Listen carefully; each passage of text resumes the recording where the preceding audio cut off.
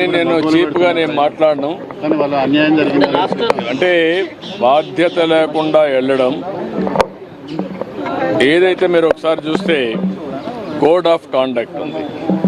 Code of conduct అనేది రాజకీయ పార్టీలకు వర్తిస్తుంది, కంటెస్ట్ చేసే అభ్యర్థులకు పనిచేస్తుంది, అధికార యంత్రాంగానికి పనిచేస్తుంది.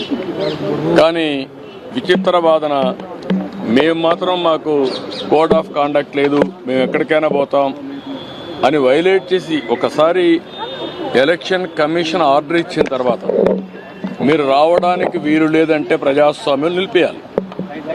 దట్టు ఎలక్షన్ కమిషన్ ఇచ్చిన తర్వాత మీరు ఊరు పోవడానికి, ఎలక్షన్ కమిషన్ కంటే మీరు గొప్పవాళ్ళు కాదు కదా.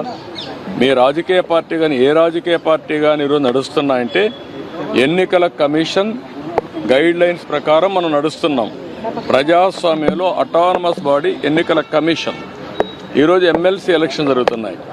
అలాంటి ఎమ్మెల్సీ ఎలక్షన్ జరిగేటప్పుడు కోడ్ ఆఫ్ కాండక్ట్ ఉంది, మీరు రావడానికి వీలు లేదు అని స్పష్టంగా చెప్పిన తర్వాత దాన్ని వైలేట్ చేసి వెళ్ళడం.